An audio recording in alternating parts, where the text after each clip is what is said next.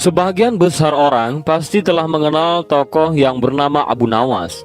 Tentu saja tokoh tersebut cukup populer dalam sebuah buku yang berjudul 1001 Malam. Dalam video kali ini kita akan memaparkan sebuah kisah tentang Abu Nawas ketika dirinya menghina raja malah diberi hadiah. Ceritanya, pada suatu hari sang khalifah dalam sebuah perjalanannya merasakan sakit perut dan ingin buang hajat.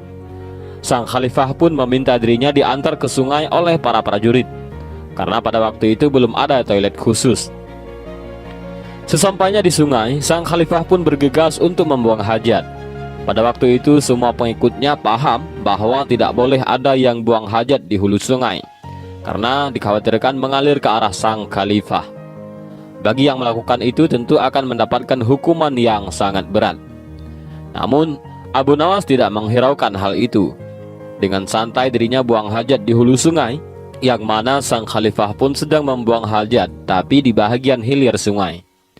Akhirnya kotoran Abu Nawas mengalir mengenai sang khalifah, dan tentu sang khalifah pun kaget dan sangat marah. Tak menunggu waktu lama, sang khalifah pun memerintahkan para prajuritnya untuk menyusuri hulu sungai, dan ditemukanlah Abu Nawas. Tentu Abu Nawas terancam mendapatkan hukuman berat dari sang khalifah. "Kamu tidak punya tata krama, buang hajat di depanku hingga kotoranmu mengenaiku," bentak sang khalifah. "Baginda sepertinya salah paham," bela Abu Nawas sendirinya. "Tak usah banyak alasan, kamu harus dihukum," kata sang khalifah. "Saya melakukan ini agar bisa menghargai engkau, wahai baginda," jawab Abu Nawas. "Kenapa kamu membuang hajat seperti itu disebut menghormatiku?" tanya raja penasaran. "Begini, selama ini bahwa ketika baginda telah melakukan perjalanan dengan rakyat dan prajurit, itu di antara mereka tidak ada yang berani mendahului baginda. Begitupun dengan saya.